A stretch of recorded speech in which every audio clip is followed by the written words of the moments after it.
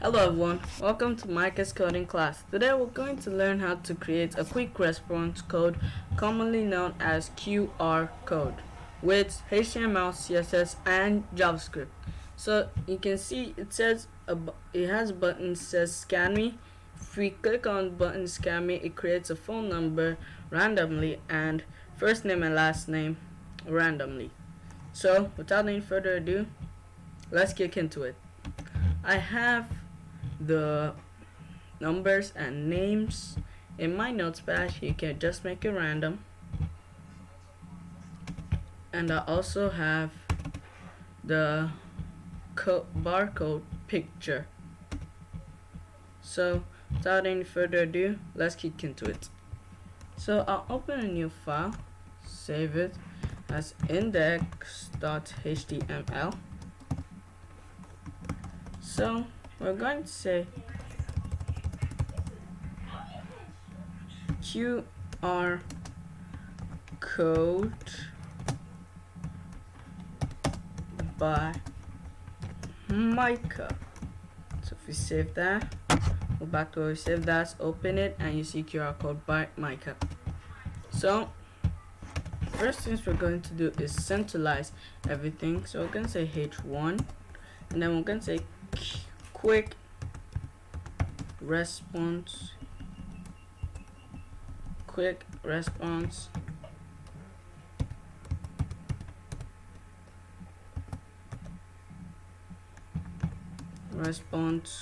code. So if we save that, go back here and refresh. Now you see quick response code looking like this. So now we're going to say,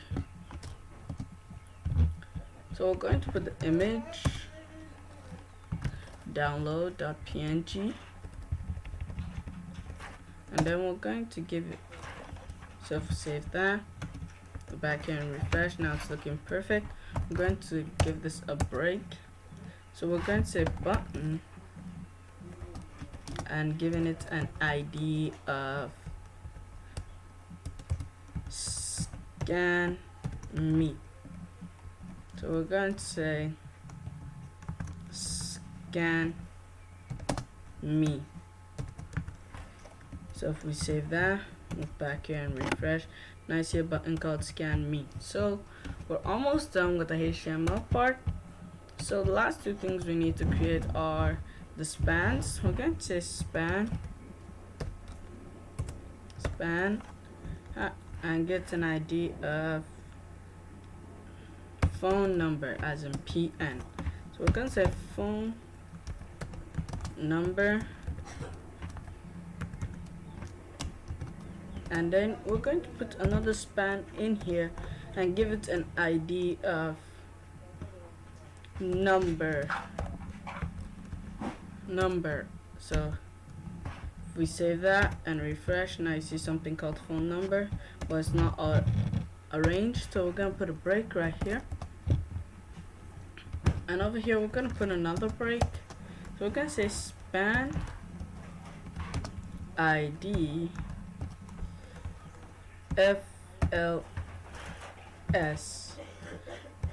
FLN first and last names. So we're going to say first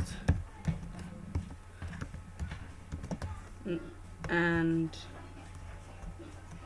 last name, and then we're going to put another span in here, giving it an ID of name. So if we save that, move back here and refresh, now I see everything is organized. So we're gonna move on to the CSS part right now. So guys, I'm going to open a new file, save that file as style.css.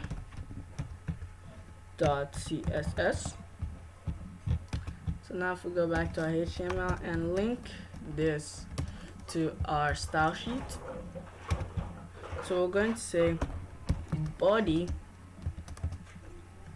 padding 0, margin also 0, and font family, also font size 2.1 RAM. Save that and refresh. Okay guys, we used the wrong one. It's not supposed to be this. Font family. Okay, it's supposed to be this. So if we save that, we're back here and refresh. Now you see we're looking much like this one. So these are not supposed to be in this font, so we're going to do that right now. I'm gonna say span and font family, also font weights bolder. Save and refresh. So guys, we're now looking pretty neat like this, but we still have an issue. So we're going to say font size 1.5 RAM. So if we save that and refresh, now you see we're looking nice. So guys, now that we're done with the span, so we're going to, we can't just put all the spans to display none because it's going to mess up everything. So we're going to say hashtag PN, and then we're going to say display none, and hashtag FLN display none. So if we save that and refresh, now we won't be seeing that like we won't be seeing this. So now we need to create some styles for our buttons, just a brief style. So we're going to say button hover, opacity 0.8, and cursor pointer button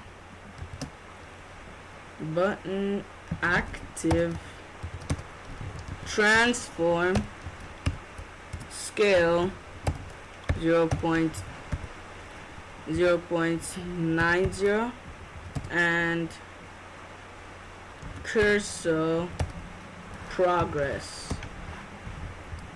So if we save that, any button that we set to that code will be affected with this. So now let's start coding on that. So now I'm going to open a new file for our JavaScript. We're going to say index.js. So now we're going to link our HTML to our JavaScript right at the bottom here.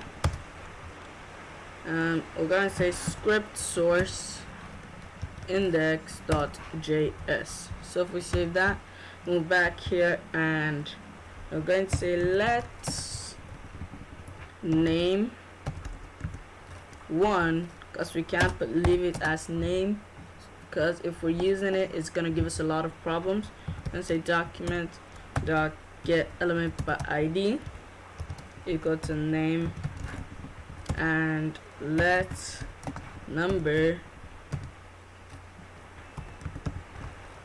equal to document dot get element by ID number, and let's pn equal to document dot get element by ID pn, and let's fln equal to document dot get element by ID fln, and let's scan equal to document dot get element by ID scan me. So now let's check if all these are correct. So all these are correct. So let's move back. So we're going to say scan dot on click equal to function, and then in that function, before we continue, we're going to create a var, and then we're going to call this names equal to, so this is what the numbers come in, or is it names? Yeah, this is where the names come in. So we can just copy this, just this, Control C, and paste it here, Control V. That's cool.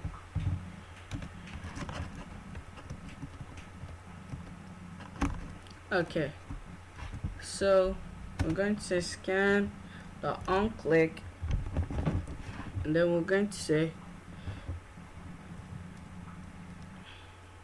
p number names 1 equal dot inner text equal to names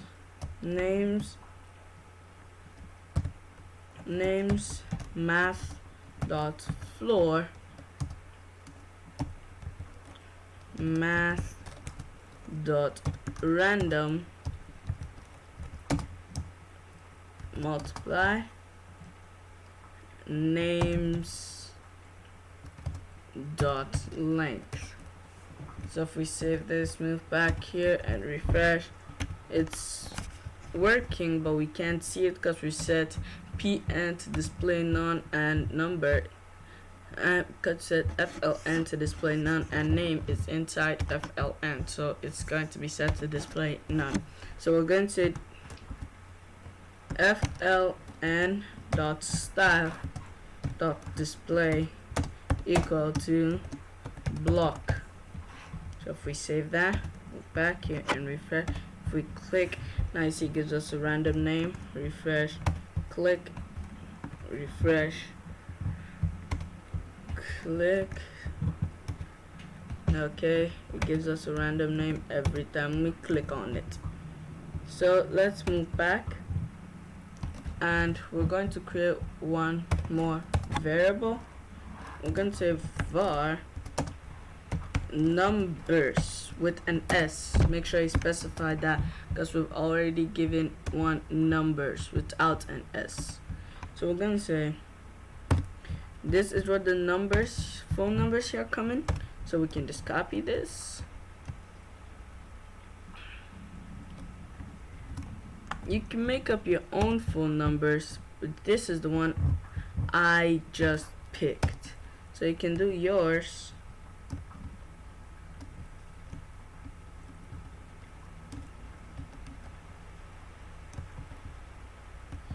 You can do yours any way you would prefer. And I'm doing this just to make the code cleaner. So we're going to say number dot inner text number, not numbers, equal to numbers math dot floor, and then math dot random, and then we're gonna say numbers with an s dot length. So that's it. So now we need to set pn to display flex to display block dot style dot display equal to block. So if we save that, move back here and refresh, if we click, now you see it gives us a random number and random name, just like this one. So that's how you create a quick response code. So this is the end of this video. So I hope you like, subscribe, try to do more of these on your own, and hit the notification bell so if I post any videos, you'll be the first to know. My name is Micah, and this was Micah's coding class. Thank you.